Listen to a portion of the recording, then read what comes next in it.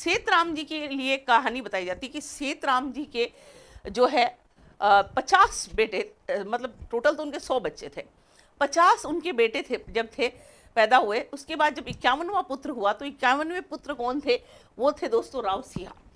कहा जाता है कि प्राचीन काल की अगर मैं आपसे बात करती हूँ तो होता क्या था कि उस जमाने में कोई घड़ियाँ तो हुआ नहीं करती थी कि किसी बच्चे का टाइम हम जो है अंकित कर पाएँ, और उस टाइम को जो है अंकित करने के बाद हम लोग क्या करें कि उसके हिसाब से उसकी कुंडली बना लें। कहा ऐसा जाता है कि पहले ऐसा होता था कि जब बच्चा पैदा होता था तो नर्स, जो आप मॉडर्न टाइम में कहते हैं, पहले वैसे दाई हुआ करती थी, वो लोग क्या करती थी, जब बच्चा पैदा होता था तो एक लाइन खींच देती थी और सूरज की रोशनी या चांद की रोशनी में वो लाइन होती थी, उसके अनुसार पंडित जी उसको देखते थे और वो बच्चे का जन्म समय माना जाता था, उसके अनुसार कुंडली तैयार कर दी जाती थी। अब क्या होता है, जब सिंहा जी का जन्म हुआ उस वक्त कहते हैं कुछ कंडीशन ऐसी हो गई होंगी, माँ बच्चे की कोई प्रॉब्लम हो गई होगी, हेल्थ इश्यूज हो गए, वो जो दाई थी वो लाइन खींचना भूल गई और बाद में उनको याद आया कि अरे यार लाइन भी तो खींचनी थी, महाराज ने बोला था। बाद में वो महिला जाती है और लाइन खींच देती है। टाइम चेंज हो गया ना, वक्त पता नहीं था, जिस वक्त बच्चा पैदा हुआ उस वक्त लाइन नहीं खींची गई, लाइन खींची गई बाद में। अब लाइन जब बाद में खींच दी गई दोस्तों, तो फिर आपको पता है क्या होता है कि वो गई भाग करके और महाराज को बताया कि महाराज आपका बच्चा पैदा हुआ है और ये लाइन मैंने खींच दी। महाराज पंडित जी को लेकर आते हैं, पंडित जी ने उस लाइन को देखा, देखने के बाद उन्होंने क्या किया दोस्तों, उन्होंने क्या कहा और उस बच्चे की कुंडली बनाई और ये कहा कि ये बालक आपके लिए अशुभ है, अगर महाराज आपने इसका मुंह भी देख लिया तो आपकी मौत हो जाएगी। अब जो सेतराम जी थे, सेतराम जी ने कहा कहाँ लोड लेने की जरूरत है, 50 तो ऑलरेडी पैदा हुए हैं, आगे और हो जाएंगे, समस्या कोई है नहीं, एक का मुंह नहीं देखूंगा तो क्या ही फर्क पड़ना है। और महाराज ने कहा कि इस बालक को जो है मार दिया जाए। अपने जल्लादों को उन्होंने आदेश दिया कि बालक को मार दो। अब जल्लाद, वैसे देखा जाए तो जल्लादों का काम ही होता है लोगों को मारने का, है ना, देखते ही होंगे आप फिल्मों वगैरह में, मारने के लिए, वध करने के लिए उनको रखा जाता है। कहते हैं कि जल्लाद भी आखिर होता तो इंसान ही है ना, वो भी आपकी और मेरी तरह मनुष्य ही है। कहते हैं उस एक जो बच्चा पैदा ही हुआ था उसको मारने के लिए जब वो लोग जंगल में लेकर गए और जब वो जंगल में लेकर उस बालक को मारने जाते हैं, उनका दिल पसीज गया। उन्होंने कहा इसको मैं तो जान ही नहीं है, इसको मार के भी क्या फ़ायदा होगा। पर महाराज का आदेश तो महाराज का आदेश ही था, इसलिए उन लोगों ने क्या कर दिया, उन लोगों ने सोचा कि एक काम करते हैं, हम लोग इस बालक को मार कर पाप अपने सर पर नहीं लेते, बालक को जंगल में छोड़ देते हैं, यहाँ पर बहुत सारे जानवर हैं जो इसको खा जाएंगे। कहा जाता है कि उन्होंने बालक को एक गुफा थी उसमें छोड़ दिया और उस गुफा के अंदर एक शेरनी थी जिसने खुद, वो भी क्या थी, उसने भी बच्चों को जन्म दिया था। जब उसको होश आया तो उसने देखा कि उसके खुद के बच्चों के साथ एक इंसान का बच्चा भी था। उसने सोचा ये मेरा ही बच्चा है, उसने उस बच्चे का पालन पोषण किया। राव सिंह शेरों के बच्चों के साथ पले और बढ़े। अब आप सोच सकते हैं बालक जो था जंगली प्रकार का रहा था। किस प्रकार का था? जंगली प्रकार का। वैसे ही बाल बड़े हुए, नाखून बड़े हुए, कपड़े पहनना नहीं, कच्चा मांस खा जाना, कच्चे फल फ्रूट खा जाना, जैसे भी मन करता था वैसे जंगलियों की तरह हरकतें करना, सब कुछ चल रहा था। अब आपको बोर्ड पर पालीवाल ब्राह्मण एक वर्ड दिखाई दे रहा है।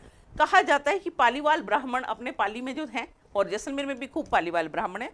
अब कहानी कुछ इस तरह से रही कि भाई पालीवाल ब्राह्मण ये जो थे नाम के ही थे, बाकी ये लोग क्या करते थे, बिजनेस किया करते थे।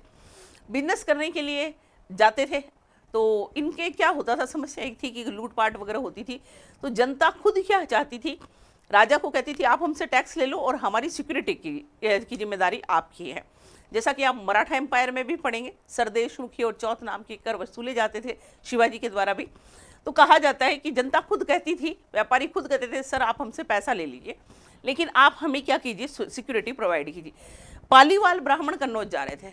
अब ये वहाँ जा रहे हैं कन्नौज, रास्ते में जंगल आया और जंगल में इन्होंने एक विचित्र प्रकार की जो है घटना देखी। घटना क्या देखी कि 5-6 शेरों के साथ तो एक इंसान भी है जो लड़ रहा है और उसकी हरकतें, उसका ना उसने कपड़े पहने हुए, बाल जंगली की तरफ बढ़े हुए हैं, उन्हीं की तरह लड़ रहा है और उनकी लड़ाई में वो जीत भी रहा है। ये देख करके वो लोग बड़े परेशान हुए और डर के मारे वो वहाँ से भाग निकले और भागकर महाराज सेतराम जी के पास पहुँचे और सेतराम जी के पास जाकर इस पूरी घटना का वर्णन किया। सेतराम जी ने कहा ऐसा कैसे हो सकता है, मेरे राज्य में ऐसा कोई मानव जो जानवरों के बीच में रह रहा है और जानवरों की तरह हरकत कर रहा है, कि पता लगाओ कौन है। कहा जाता है कि वो जल्लाद उस वक्त वहाँ पर ही मौजूद थे।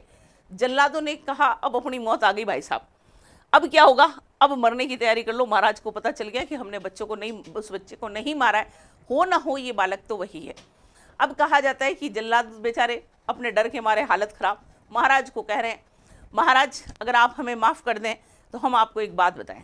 महाराज ने कहा, अरे भैया तुम बोलो तो सही, पहले समस्या क्या हो गई है, तुम बताओगे तभी तो मुझे पता चलेगा। कहा जाता है कि उन्होंने कहा कि सर ये बच्चा हो ना हो आपका ही है, आपने इस बालक को हमें मारने के लिए कहा था, लेकिन हमने इस बालक को नहीं मारा, और नहीं मारा, हमने इसको वहाँ जंगल में छोड़ दिया था, हो ना हो ये बच्चा आप ही का है। आखिर खुद की औलाद खुद की होती है। महाराज का दिल पसीज गया। महाराज ने कहा, मेरा बच्चा इस तरह का जीवन जी रहा है। अब उन्होंने अपने सैनिकों को कहा, जाओ भाई उसको पकड़ के लाओ। अब सैनिक पकड़ने जाएं, वो बच्चा उनके हाथ ही नहीं आ रहा था, और वो हाथ भी नहीं आ रहा था तब क्या होता है, कहते हैं उसको तीर वीर से मार के घायल किया गया, फिर पकड़ कर लाए, फिर इंसानों की तरह रहना सिखाया, उसके बाल बाल काटे, नाखून काटे, है ना, इस तरह से काफ़ी उस बच्चे में चेंजेस लाए गए। और वो फिर बालक जो था शेरों के बीच में पला था, इसलिए उस बालक का नाम क्या था, राव सिंहा। कहते हैं कि जब पालीवाल ब्राह्मण वापस यात्रा से लौटे तो महाराज के पास आते हैं सेतराम जी को, और सेतराम जी को ये कहते हैं कि महाराज हमें सुरक्षा के लिए एक, या हमारे यहाँ एक राजा नहीं है तो आप हमें एक राजा दे दीजिए। उन्होंने कहा, देख भाई मेरे 100 बेटे हैं, आप 100 में से कोई भी ले जाओ। उन्होंने कहा, नहीं हमें कोई और नहीं चाहिए, हमें राजा वही चाहिए। कौन सा, जिस हमने जंगल में देखा था, जो शेरों के साथ रहता था। बोला ले जाओ, कोई समस्या नहीं है।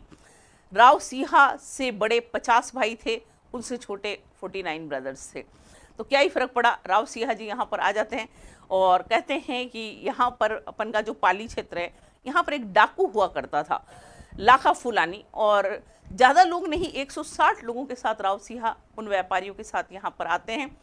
लाखा फुलानी से उनको छुटकारा दिलाते हैं और लोग बड़े खुश हो जाते हैं, और कहते हैं कि वहीं पर एक सोलंकी जो सरदार था, उसने अपनी बहन पार्वती सोलंकी की शादी किससे करवाई थी, तो उन किससे, राव सिंहा से करवा देते हैं।